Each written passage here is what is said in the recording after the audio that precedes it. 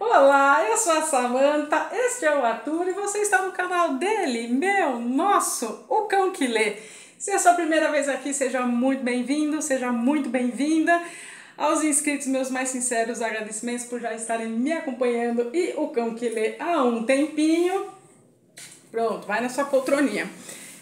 Estou muito feliz, eu não tenho outras palavras para dizer do meus sinceros agradecimentos de todos vocês estarem aqui, todos vocês estarem comentando. Eu já vou comentar todos os comentários. Fui redundante agora, mas é porque eu vi tudo agora, não consegui soltar vídeo essa semana, mas enfim, com delongas, mas já sem, né? Mas hoje o vídeo não será muito longo, só tem que falar, gente, como vocês gostam de vídeo de lista, né? Arthur, eles gostam. Bom, hoje nós falaremos de um livro bem interessante chamado Pretérito Imperfeito, do Kucinski. É um autor brasileiro. É uma temática muito interessante. Eu vou depois deixar aqui que eu estava tentando arrumar minha parte de psicologia, mas não rolou ainda. Eu vou tentar deixar para vocês algumas sugestões para quem é estudante de psicologia, para quem se interessa pelo tema, enfim. Alguns livros mais técnicos, mas vamos ao enredo dessa história, que é um livro bem interessante porque ele é contado sobre o viés do pai. E aqui a gente tem algumas partes. Sim, quem gosta de psicologia, e eu sei que tem muita gente aqui no canal que gosta, vai se interessar. Que é depois as duas dicas que eu vou dar para estudantes mesmo. E, bom, quem é da área já sabe, mas, bom, enfim, você que não sabe que tá aqui, eu sou psicóloga, então eu gosto de dar um toque psicanalítico, que é a linha que eu sigo, para as interpretações, enfim. Deixa eu começar por aqui. Bom, Kucinski tá vivo? Tá. Vou até ler só o que tá aqui atrás para vocês saberem quem ele é. Ele é um jornalista, professor aposentado da USP e autor de obras sobre economia, política e jornalismo. Ponto. Aqui tá, não vou mentir. Foi assessor da presidência da República em 2003 e 2005, ou seja, primeiro governo Lula. Então guardem essa informação. Aos 74 anos ele lançou K, Relato de uma Busca. Bom, enfim, e aí ele tem outros 2, 3 livros. Ai, que bom que o Arthur vai ficar aí. Ele tem outros 2, 3 livros além desse publicados, só que eu só li esse e comprei numa promoção, assim, aquela assim, complete o frete para não pagar, tipo...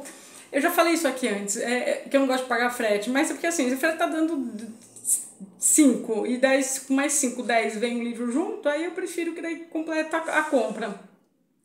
E me chamou muito a atenção a sinopse, que é aqui atrás, ó, aqui atrás não, perdão, na orelha. A adoção de um bebê por um casal que não consegue ter filhos é o fato fundador de Pretérito Imperfeito, o romance em que Kucinski conta a história de uma paternidade que começa intensa e amorosa e termina em destroços. Bom, eu não vou ler tudo porque eu vou falar para vocês, como sempre, no comecinho sem spoiler, mas depois talvez eu dê algum pitaco psicanalítico ou não. Porque é um livro que pode agradar a todo mundo, você não precisa estar interessado em adotar, querer adotar, enfim, tá girando em torno dessa temática, ou ser só estudante de psicologia para poder ler esse livro. Não, ele flui, a linguagem é uma delícia, mas eu vou começar pelo título, Pretérito Imperfeito. Ele me chamou muita atenção, porque assim, aqui a gente tem o pai, que eu já vou começar até pelo tom, antes de falar do título, mas que me chamou muita atenção, até fiz aqui minha colinha, não vou nem mentir para vocês, né? Bom, ó, não é spoiler, gente. Capítulo 1, página 9. Começo pelo fim, pela carta. Escrevi à mão, cada palavra sopesada. Despachei a antiga para ser entregue por carteiro que bate à porta, como se deve. Registrei para me assegurar da entrega, todavia sem remetente. Carta para não ser respondida. E aí começa. Então, assim, é uma linguagem que super flui, você se interessa, que você fala, pera, e aí já começando. Eu separei, hoje eu fiz certinho, separei aqui algumas coisas que chamam muita atenção. Aqui e assim, é dividido por capítulos, os capítulos são curtos, o espaçamento é gostoso, essa capa é meio emborrachadinha, é da Companhia das Letras. E aqui, ó, assim, ó como termina o primeiro capítulo. A carta é de uma alforria que tardava a minha alforria. Aí você pensa, ué, e só que aí eu separei aqui o parágrafo, eu não conseguia descrever melhor para daí eu entrar na história mesmo. E aí ele começa a carta, Só que você vai falar, Samantha, tá, mas me explica então quem é quem. Então, olha aqui. Olha o casal. Eu, que é o autor está narrando em primeira pessoa, eu, neto de imigrantes libaneses de feições caucasianas, rosto retangular, olhos e cabelos negros. Minha mulher, filha de judeus da Bessarrábia, de feições eslavas, rosto alongado, cabelos loiros encaracolados e olhos azuis. Ele, mulato, de cabelos crespos. Então a gente tem aqui o enredo de uma adoção de um casal branco, como eu acabei de citar, que adota uma criança negra, a brasileira. E a brasileira é aquela adoção, não quero entrar em termos legais ou éticos, mas a brasileira é aquela adoção que passa meio que por baixo dos panos. Você não entra nos termos, você não entra na fila, você não passa pelo todo o processo de adoção. Antigamente era muito comum, antigamente aqui no Brasil mesmo, por isso a adoção é brasileira, era muito comum esse tipo de adoção no sentido de, fulana lá não vai querer ter o filho, nasceu, pega, ninguém sabe de onde veio, ninguém sabe, vai, registra no cartório e ficou por isso mesmo. Não vou falar que hoje em dia ainda não tenha, porque o Brasil é muito grande, tem muitos estados e interior, enfim. Mas aqui, tá, você vai falar, se trata só disso? Não, a gente tá lendo um relato de um pai, é um livro de esperança. E eu vou chegar nessa esperança, porque deu errado, deu ruim. Eu li aqui na orelha, deu ruim com esse menino. E aí esse pai tá na busca de primeiro tentar se justificar, e aqui ele faz uma pesquisa até grande de psicanálise, meio que a lá Google, não posso deixar de notar, mas algumas coisas, não é que tá errado, mas também tá na visão, nem posso negar, de alguém que desconhece e que quer saber, procurar respostas. Para mim, me passa o tempo inteiro que ele está em busca de onde que não deu certo. Porque aí você vai falar, a questão é porque os pais são brancos e ele é negro? Não, porque o menino depois, e ele tem todas as chances, né? E aqui eu vou, né, enfim, ele tem todas as chances de se dar bem na vida. É um casal que ama. Eu vou citar aqui outros pontos que saltam a atenção, mas talvez depois, se você quiser ficar e não quiser ler o livro.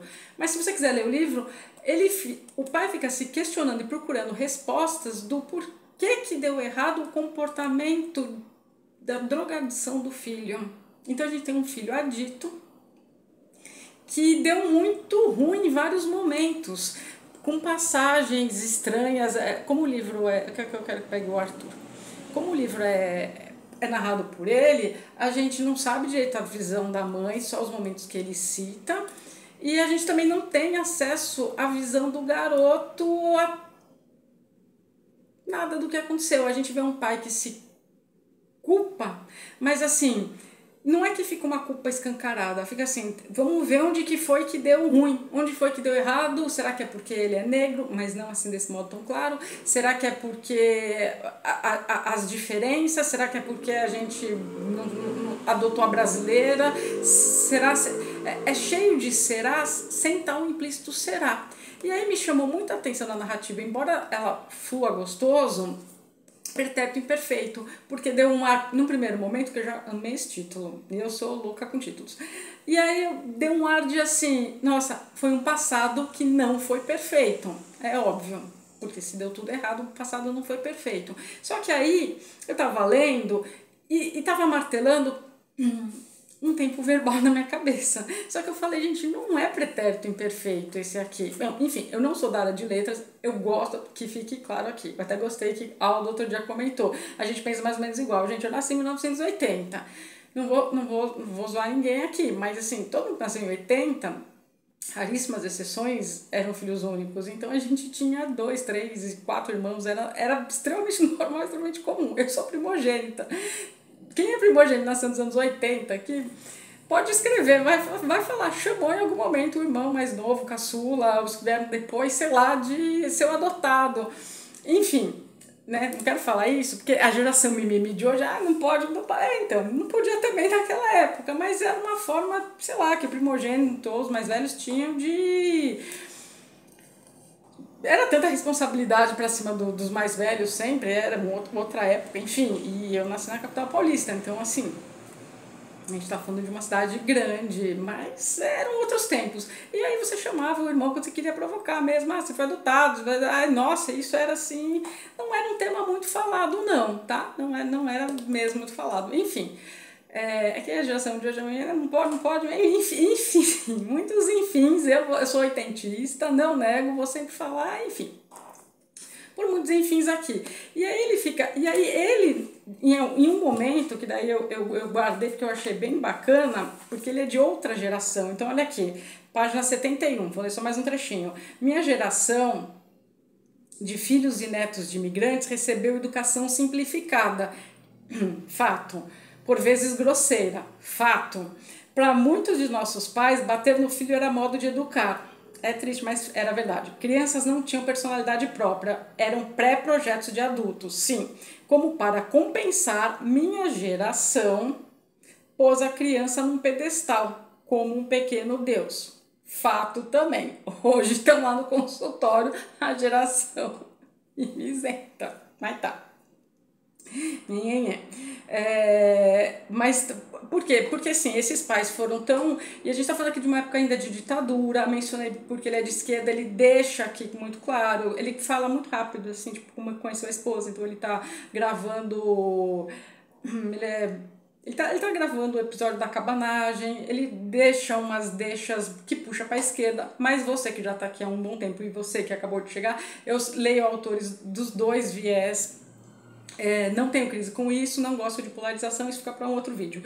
Então aqui você percebe também, porque tem política em tudo, mas não é o foco é bem isso, mas na hora que ele está falando dos psicólogos, quando ele está falando da questão, ele não menciona a Cracolândia, mas como se fossem esses polos também, o que dá para ser feito, o que não, aí ele coloca umas inferências que, para quem tem esclarecido essa questão do tá pendendo um pouco para a esquerda, porque pensa assim, mas passa suave, tá? Mas não vou deixar de mencionar isso porque eu gosto de pegar as entrelinhas, porque eu vou voltar no pretérito imperfeito. Bom, e aí ele realmente coloca isso, poxa, a gente veio de uma geração que reprimiu muito, que é a geração... Como que é o nome, gente? Eu sou da geração Boomer, anos 80, X...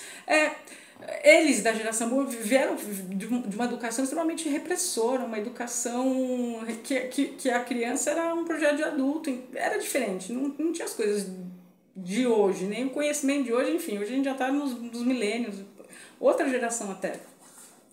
Mas aí esses filhos que sofreram tanta...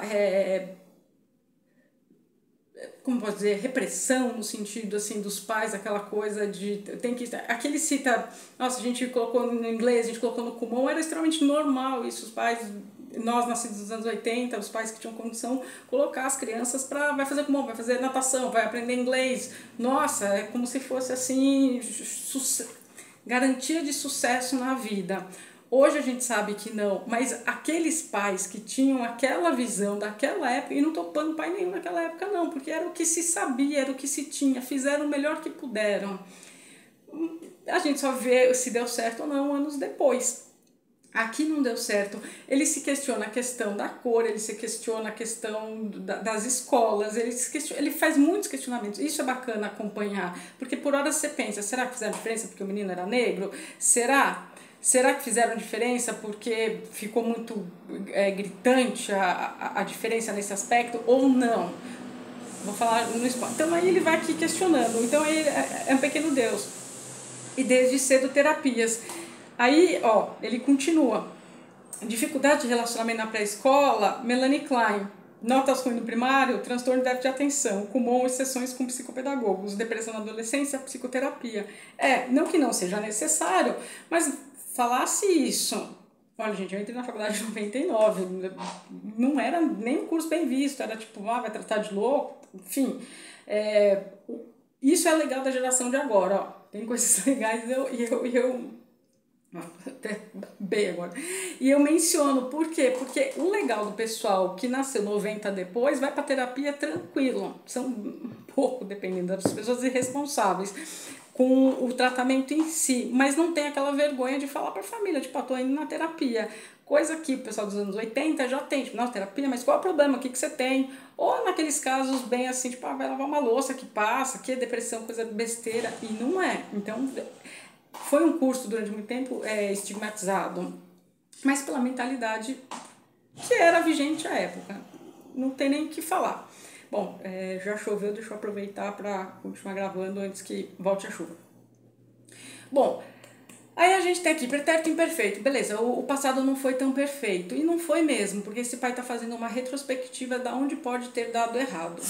É isso. Então, ao mesmo tempo que tem esperança, não tem. Onde que eu bato na tecla? Aí eu tava lendo. Enfim, como eu disse, eu sou de humanas, mas português eu gosto do nosso idioma. Eu amo a língua portuguesa. E aí tava me chamando, então, geração Todex, pode esquecer, sempre, eu não gosto dessa coisa, Todex, X, a gente tem um idioma tão lindo que eu fico de fato pra morrer quando alguém vem com essa de querer mudar uma coisa bonita, pra mesma coisa de preguiçoso, vai estudar. Ai, desculpa, eu falo mesmo. Desculpa nada, né, gente? Quem gosta fica, quem não gosta, o que vai fazer? Não vou agradar todo mundo mesmo. Então é no sentido de, não tem, não sei nem falar. Todex, essas coisas todas, enfim. Para mim, eu gosto do português bem escrito, bem falado, isso é muito bonito, isso o livro ajuda muito. Aí eu estava lendo, eu separei até aqui exemplos, aqui, ó, página 91, vou dar onde me chamou a atenção, 91 e 95. Eu até escrevi hoje para não ficar procurando depois. Aí eu estava lendo, no menino índigo virar a religião, aí no parágrafo, percebi que em pouco tempo ele passara a exclusividade, beleza. Aí no página 25, ele mal completara 25 anos, tem uns saltos temporais também. Aí isso aqui não é pretérito imperfeito. Porque assim, bem rápido, né? A gente tem o pretérito normal, passado, que começou e terminou. Eu amei, tu amaste, ele amava. Nós amamos, vós amais, eles amaram. Beleza, o que todo mundo sabe. O imperfeito é aquele assim, que é uma ação que não terminou ainda. Só que aqui não terminou ainda, é o STE. STE, eu amaste, tu amaste, ele amaste. Não, tá vendo? Eu anotei, porque senão não vai precisar falar, né? Era eu amava, tu amavas, ele amava. Aí eu falei, mas esse não é o imperfeito desse que eu tô vendo no final, E aí eu me dei conta que o imperfeito, que é uma ação que não foi concluída, não é o que está sendo usado aqui, porque esta ação ela foi concluída. Então ele usa o pretérito mais que perfeito, mas de mais que perfeito, no estrito senso do termo, não teve nada. Não foi nada mais que perfeito nessa história. Ela foi imperfeita, mas o mais que perfeito é que é uma ação que começou e foi concluída lá atrás.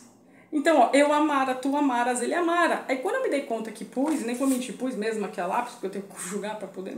Falei, gente, o final dá o tempo todo. Então a ação começou e foi concluída antes que ele escrevesse esta carta. Pronto, paro aqui, essas são minhas análises, que eu sou, né, como disse, psicanalista, então eu vou a fundo, vou investigando desde o texto até o que estava me chamando a atenção nesses tempos verbais todos. Enfim, tem altos e baixos, tem algumas situações que você se questiona como ele, tem para quem gosta, e aqui já vou deixar a sugestão no final, a indicação, na verdade, de 2 livros que tratam sobre o tema de adoção. Esses livros aqui são muito pedidos na faculdade de psicologia, pelo menos era no final dos anos 90, começo dos anos 2000, e para concurso, se você quiser ir para psicologia jurídica. Se você... São mais técnicos, tá? Então é para pessoal com interesse na área, senão vai ficar aparecendo ele quando ele cita Klein, Freud, Green, ele cita uma meia dúzia de psicólogos aqui que você vê que a pesquisa é internet. Gente, não façam isso, pelo amor de Deus, é horrível. Mas, como eu disse, é um leigo que tem é um leigo em psicologia que leva o filho em terapias, que por isso que ele menciona tanto. Você sente às vezes a raiva dele, do psicólogo, do profissional de saúde, psiquiatra, ele faz de tudo. E aí a gente vê um pai nessa... não vã tentativa, mas nessa tentativa em busca de entender onde que deu errado. Onde que ele falhou. É basicamente isso. Onde que ele falhou, aí ele conta alguns episódios, tem alguns passos. Tá ainda atual, tá? Tem uma questão aqui da Palestina. Sem querer, Israel-Palestina, porque... Bom, embora ele estava fazendo logo no começo, a gente... Porque ele vai linkando. Daí meu amigo que estava gravando comigo, que era do cinegrafista, sei lá o quê... Aí mora, como a esposa é judia, como a adoção foi a brasileira, então todos os documentos foram forjados. Então, ele é tido como filho consanguíneo desse casal, só que nem o fisco, como eu li no começo, é minimamente parecido, então tudo. E aí ele começa desde bebezinho mesmo, desde quando pegaram e aí começou, será que faltou nutrição para essa criança, será que o leite materno, e aí você vê que ele vai tentando, ele vai procurando, ele se questiona no sentido de tentar descobrir. E aí a gente acompanha esse pai nessa busca. Aí eu paro aqui, mas assim, não tem mais muito o que falar. É um livro interessante porque a gente vê sobre um outro viés mesmo. Bom, vou parar aqui porque só tem um pouquinho de spoiler que eu vou dar para quem não quiser comprar esse livro, enfim. Aí você lê, se você se interessar, volta aqui e vê o restinho, mas nem vai ter tanta análise assim não. Enfim, não desse tipo. Bom, mas se você não quer ter spoiler de como termina, aí pode parar por aqui, tá? Bom, gente, para você que não vai ler, a gente vai acompanhando isso tudo que eu falei. É bem interessante. Ele cita muitas vezes, assim, eu cheguei a grifar, assim, tudo, assim, ó, o psicólogo, não sei o que, não sei o que, não sei o que, disse que a psicologia diz que é narcisismo, o narciso ama tanto a si próprio que não aceita que o mundo possa continuar existindo sem ele, por isso agarra-se à crença da imortalidade da alma, não creio que seja o caso dele, se o amasse tanto a si mesmo, ele não se deixaria destruir com psicotrópicos, concluir que seu espiritismo é uma fuga, porque daí tentaram a religião também, ver se ele se apegava a algum tipo de religião, se questiona muito essa questão aqui, esse aqui eu até marquei, perguntem para um profissional, gente, não, e da área que for, porque Google não dá, né, não responde nada, ó, aqui, ó, sobrou-me, porque daí esse pai também tentou de tudo durante a criação, não dá pra gente tirar isso. Ó, eu havia lido Foucault e sabia que era a medicina como agência de controle social. Ah, sim, Foucault é um psicólogo, tem um vídeo aqui dele, o Vigiar e Punir, mas Foucault vai muito, é que Foucault puxa pra psicologia social, tá, gente? Esqueci de falar, ainda bem que peguei isso aqui, ó. Eu havia lido Foucault e sabia o que era medicina como agência de controle social, mandei-o e fala um palavrão, mas não tem palavra chula não, é um ou outro, quando ele tá bem com raiva assim, ele coloca isso. Porque aí aqui, ó, tudo esgotado, descobri um tratamento especial intensivo de uma semana no Hotel Fazenda e caro, muito caro. Fim do tratamento, houve uma cerimônia na sede e tal. O nome do método perdeu-se na minha memória. Nome genérico, 2 pontos, charlatanismo. Aí você fala, como que esse pai, que é inteligente, foi cair num conto desgado desse? Porque na hora do desespero o pai fez qualquer coisa. Ah, falaram que ali aquele hotel fazenda então vai tirar ele das drogas, então bora, vamos levar lá. Então, enfim, aí, tudo isso sobrou uma expressão que jamais esqueci. Intrigava-me sobremaneira a sua falta de princípios e de sentimento de culpa, nenhum sinal de vergonha ou remorso, como se não tivesse superego. Ó, tá vendo? Ele vai usando os termos meio Léo, mas tá. Perguntei ao meu analista, dele o pai, não ao dele, se a dependência química corroera seu caráter ou se, ao contrário, a falta de caráter estava dentro dele e o empurrou à dependência. Aí aqui, assim, já tá errado porque todo mundo tem caráter, tá? As pessoas falam, é muito popular isso, ah, fulano não tem caráter. Não, todo mundo tem caráter. As pessoas têm transtornos. E foi mais ou menos aqui, ele até foi meio certo. Ó, o analista respondeu primeiro como filósofo, mas a psicologia veio também da filosofia e a gente se questiona muito. É que quando eu estava na faculdade de filosofia, nossa, davam quiprocó, porque eles têm ranço dos psicólogos. Eu já era formada em psicologia e pensava, gente, esse povo também não está entendendo, porque Freud nunca quis se enquadrar ali no meio. Mas enfim, bate por outro tempo. Disse, um adulto sem princípios é também um adulto sem caráter, que já está errado, ninguém diria isso, porque o caráter tem sim. Mas se for entendido no vulgo, que é o que esse pai entendeu, aí dá pra, ok, relevado, tipo, tá, entendi, é alguém sem princípios, tal, já disse. Porque se tivesse caráter, enfim, já acabei de refutar isso, sentiria a necessidade de ter princípios. Em seguida fez o diagnóstico clínico, 2 pontos, transtorno de personalidade, e mas não disse. Mas transtorno de personalidade é, assim, um tópico com, assim, transtorno de humor, transtorno de personalidade, transtorno, enfim, e aí cada um tem. Então, só de personalidade tem 16 transtornos hoje, segundo o DSM-5 já, 5R, 5R. Enfim, e aí a gente segue esses manuais. Então, assim, não respondeu isso, mas dá pra ver que, tipo, ele tentou e ser crível o mais que deu. Pra leigo isso vai passar despercebido, mas pra você que é estudante não pode passar despercebido essas coisas, tá? Bom, aí ele continuou. O psicólogo americano Dan Keeley cunhou a expressão síndrome de Peter Pan para designar adultos que se comportam como eternas crianças. E aí ele vai tentando explicar para ele mesmo, mas na verdade é tipo como se fosse explicar pra gente. Ele vai falar, tá, cadê a carta? A carta vai meio que se intercalando com isso e com alguns outros episódios. Ok, também de novo, também calar a sua história, então toda hora o pretérito mais que perfeito, assim, saltando. E vai mudando a grafia, né, na hora que ele está narrando para itálico em outros momentos. Tem isso também. No começo ele então, onde que fica assim, esse menino ele foi mandado, a gente não sabe o nome do filho, tá?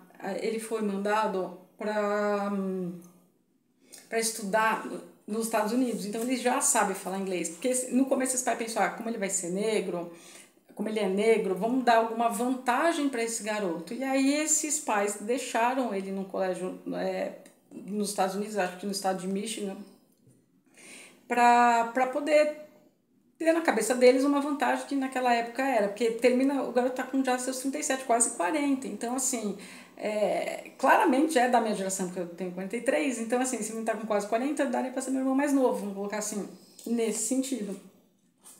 E aí, ele vai alternando a questão da abstinência, da não abstinência, do que a droga faz no corpo, que tipo de droga que ele usa, ele vai prestando muita atenção na questão medicamentosa toda, tenta de tudo até uma hora que ele de fato abre mão, que é como ele começa no primeira linha que eu li pra vocês, que é tipo, quer saber, largo mão, não quero mais, pra saúde mental dele mesmo. E a gente vê que 30 e lá vai anos se passaram, e aí termina, então, eu mencionei Israel-Palestina, porque daí tem um lance bem interessante, e esse menino, é aquela história, se a pessoa não quer, não adianta os outros quererem, não muda. Então ele teve recaídas, e aí esse pai fez de tudo mesmo, seguiu as orientações, gostando ou não gostando, foi desde que caiu no charlatão, até outros tratamentos, até falar, quer saber, chega, largo.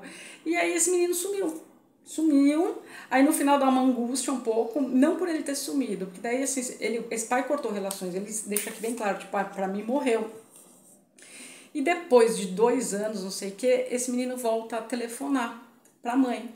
E aí, não é que ressuscita, aí já tá bem aqui no finalzinho, esse pai tá assim, tá num pós-escrito, num pós-scriptum, passaram-se 2 anos sem que dele tivéssemos notícias, 2 penosos anos em que fizemos um gigantesco esforço para esquecê-lo. Então, quer dizer, se a gente tem aqui no começo, em contrapartida, vamos colocar assim, o que sabemos sobre adoção? Nada, absolutamente nada. Passada quase uma vida, quando o feito não pode ser desfeito, pus-me a estudar. Capítulo 4. Hoje sei alguma coisa, pouca coisa, noções pescadas num oceano de problemas. Fato. O senso comum vê a adoção como ato de caridade. Quanta ilusão! Adota-se quase sempre para ter uma família, não para dar uma família à criança. E o miserável desamparo nosso que nos move, não o desamparo maior da criança. Adota-se para fugir a um luto, para compensar uma perda, para salvar um casamento ou por uma combinação desses motivos. Há quem adote tão somente para assegurar amparo na velhice. Na adoção à brasileira, às vezes até se paga a pretexto de ressarcir despesas de parto. E aí ele vai colocando, aqui ele citou, enfim, a ferida narcísica, Freud falou, outros psicólogos falaram aqui, a ferida narcísica é a incapacidade de conceber que nos humilha, associada no homem à impotência sexual e na mulher ao ancestral estigma da esterilidade. E os riscos da adoção? O que sabíamos dos riscos? Olha como ele vai se questionando. Igualmente nada, e assim, com indignação, porque assim, igualmente nada, exclamação. Nem nos preocupamos em perguntar a quem havia adotado ou a pesquisar nos livros como compor com o filho adotado a narrativa da adoção. Que significados teria para ele a expressão estigmatizada filho adotivo? Como escrevê-lo numa genealogia? Num psiquismo de família? E como tudo isso afetaria nosso próprio psiquismo? Nenhuma dessas questões sequer nos passou pela cabeça. Hoje sei pelo francês Pierre Lévy, não peguei o livro dele, mas não, que toda adoção é temerária, vocês foram corajosos, dizem os amigos. Outro equívoco, ele coloca, se não sabemos dos riscos nem de nada, não fomos corajosos, fomos levianos, isso sim, e irresponsáveis. O anseio por filhos pode ter raízes profundas, ainda na primeira infância, quando brincando de casinha. Na vida adulta transforma-se numa busca de eternidade possível, através das semelhanças fisionômicas, que reforçamos dando aos filhos os nomes de família. Nós não tínhamos então a menor ideia dessas razões todas, exceto um vago desejo de completude, um filho para nos completar. Então, aí aqui entra a psicologia pesada mesmo, que quando ele fala da ferida narcísica, bom, aí termina e no fim ele ainda luta aqui um pouquinho contra ele, no sentido de, poxa, eu fiz tudo, o que esse menino tá ligando agora aqui de novo, fiz tudo para também esquecer, enfim. E aí o menino se ajeitou na vida, com 37 anos, foi parar lá no Aqaba, isso, lá numa cidadezinha, ele ficou na Palestina, onde eu também mencionei que ele deixa aqui claro na esquerda, porque são passagens não desnecessárias, é o viés político dele, né? Então eu respeito. Aqui assim, ó, aqui, ó. No dia seguinte mostrou seu quartinho no conjunto residencial dos funcionários do hotel, até que poucos dias antes dividia com o árabe Diamant, filho de palestinos expulsos da sua aldeia pelos judeus na guerra de 1948. Explicou que o árabe viera a Aqaba por ter sido abandonado pela esposa. Bom, aí assim vai, e aí o menino tá refazendo, recomeçando a vida. E aí é muito bonito que na última página 150, um livro curto, quando estávamos dentro do carro, prontos para partir, ele se aproximou da janela e disse, apertando o braço da mãe, sabe, mãe, fiz aquelas perguntas, mas eu nunca tive problema com adoção, porque nossos espíritos já se conheciam desde antes. Eu sempre tive você como minha mãe. Quando a gente andava de mãos dadas e os outros falavam, eu até estranhava eles falarem. E aqui termino, aí o relato do pai. Regressamos cruzando os dedos. Por quê? Porque ele está 1 ano e meio há 2 sem falar com esses pais, mas há 1 ano e meio sozinho nessa cidade, morando num quartinho de hotel, trabalhando no hotel, limpo, segundo ele mesmo, mas aparentemente pelo que ele relata assim, foi atrás do budismo, foi atrás de se espiritualizar, então assim, nada talvez do que o pai conjecturou fosse as questões dele. E aí aqui que tá, bom, enfim, já vou terminar que o vídeo já tá longo, então nada era questões dele, mas quando o pai fala regressamos cruzando o dedo, de novo dá um ar de inacabado, aí completa com o título pretérito imperfeito, porque assim, não acabou ainda. Se a gente volta de dedos cruzados, tipo, tomara que eles continue assim mesmo, tome rumo na vida, não recaia, então assim, o livro acaba, só que aquele acaba em aberto. Aqui também tem muita citação sobre o Diário do Adolescente, o filme com Leonardo DiCaprio, esse pai assistiu e reassistiu várias vezes, enfim. Então assim, é um livro que vale a experiência, não vou falar que não, eu gostei. Indico para todos os estudantes de psicologia, isso é fato, principalmente, de novo, para quem quer trabalhar na psicologia jurídica, tem que ler, tem que saber de adoção, essas coisas, e para pais, né, que querem, pai, mãe, enfim, ou para quem quer uma leitura tranquila de uma tarde chuvosa. É isso. Vou deixar 2 indicações. Eu gosto muito desse aqui, Adoção, Significados e Possibilidades. Gente, vocês que são estudantes, que ela vai...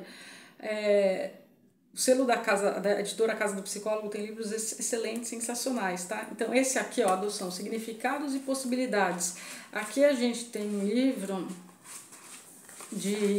que aí quando você vai ler um dos capítulos, é assim, tem a apresentação, introdução, a adoção ontem e hoje, a adoção na história, a história das adoções, aspectos históricos e jurídicos da adoção no Brasil, o Estatuto da Criança e do Adolescente, né, o ECA, a adoção e a questão do abandono, tá? Aí 3, a adoção no Tribunal de Justiça do Estado de São Paulo. 4, considerações sobre a adoção à luz da psicanálise. 5, contribuições da psicanálise à prática do psicólogo judiciário nos casos de adoção. E aí tudo tem o subtítulo, trabalho com os pretendentes à adoção, atuação com a família de origem, os pais biológicos, Muito bom esse livro, tem que ser lido. Gente, eu estudei bastante, eu gosto de estudar, enfim, Enfim, não vou me adentrar aqui nisso. Esse aqui é um pouquinho mais focado na teoria em si. Esse aqui dá um panorama geral de como as coisas estão, embora esses livros aqui já tenham já 20 anos, tá? A Criança Adotiva e Suas Famílias. É muito bom, e esse aqui é a Companhia de Freud também, é uma editora assim sensacional para... Não pesquisei, não vou mentir para vocês, então não sei se ainda existe, se é só sebo agora, enfim.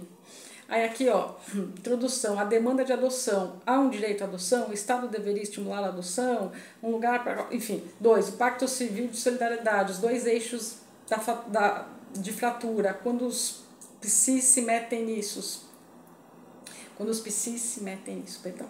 3. O projeto de adoção. O casal não é uma pessoa. O lugar do sujeito na economia do casal. A adoção se faz por 3 gerações. A sensibilidade dos candidatos. 4. A escolha da criança. A escolha cultural. O peso da história. Assim vai, porque tem bastante capítulos. Não, as motivações. O outro que poderia nos fazer justiça. Sofrimento e trauma. 6. O desejo da criança. Aí aqui entra. Desejo da mãe e dívida com o pai. Luto da gravidez. Os 3 desejos. Luto e desejo inconsciente. O que constitui uma família? Adotar mais de uma criança, o laço de sangue, referir-se à lei, e assim vai com tudo isso. E aí, assim, por isso que a gente fala... E vale para todas as profissões, gente. Vale para medicina, vale para veterinária. Eu já sempre ligo pro vet saber se tem alguma coisa normal. Não adianta, deixa eu pesquisar que o cachorro tá com isso. Sei lá, às vezes eu já achei... Quando, não é nada, mas deixa eu ver com o vet, e foi, perdi o cachorrinho uma semana. E outras coisas que eu achava que eram super sérias, tipo, não é nada, passa só isso que em 3 dias melhora. A gente tem que ter o respeito pelo conhecimento técnico do outro, né, que estudou. Psicologia são 5 anos, a gente tem que estar sempre lendo, sempre se atualizando. Então, quando vem alguém, vi no Google, nossa, isso mata um médico veterinário, mata um médico, mata um advogado, mata um nosso, porque não dá, cada caso é um caso, cada caso tem de ser analisado, enfim. Bom, deixei muitos pitacos já, deixei muitas coisas. Novamente, vou pedir muito obrigado para você que ficou aqui até agora. Atrasou aí enfim, tive uma semana aí que fiquei gripada e tudo mais, aí não deu pra fazer os vídeos do jeito que eu queria. O canal tá pra completar agora, bom, ele faz aniversário dia 31 de março, pra 1º de abril, tá? Nem vou mentir pra vocês, estou em busca, ele já tá até aprendendo. Estamos em busca, eu e o cão que lê, Arthur, mostra sua coleira que você está comendo, de ter 1000 pessoas inscritas aqui no canal. Ficaria muito feliz se atingisse essa marca, eu e o Arthur, que agora tá bonzinho. Então, se você assistiu até aqui, curte, compartilha com teus amigos. Se alguém se interessar por essa temática, não esquece de compartilhar, de se inscrever, isso pra mim é muito importante, e deixar um comentário o que vocês estão achando, o que não, porque vai ter resenha, vai ter os vídeos de listas que vocês gostam bastante, vai ter a questão da política que eu gosto muito, e psicologia sempre que der. Mas não queria dar uma aula de adoção não, só queria dar as indicações. Então, gente, é isso, pronto. A ideia é sair... Gente, queria ser aqueles arrumadinhos, sabe? Aquele pessoal que fala de livro que tem que a biblioteca toda arrumadinha. Não é meu caso, gente, não é meu caso. Mas a ideia é sair depois vídeo toda terça, quinta e sábado, nem vou mentir pra vocês, mas até que o canal complete 1 ano eu quero soltar o máximo de resenhas possíveis. Então, se inscreva, curta, compartilha, ativa o sininho, peraí, Arthurzinho, ativa o sininho, se não por mim, deixa um like, pelo cão que lê, o cachorro que tá bonzinho, nem come mais as coisas, não come mais, mostra seu nominho, tá comendo agora a plaquinha dele. E é isso, gente, então assim, espero que eu grave agora outro livro que eu li também, para já soltar resenha amanhã para vocês. Aos novos, meus mais sinceros agradecimentos, e quem já tá comigo, ó, já tô até lembrando os nomes, vendo as fotinhos, minha gratidão mesmo. É isso, gente, até o próximo vídeo do canal O Cão que Lê. Boas leituras!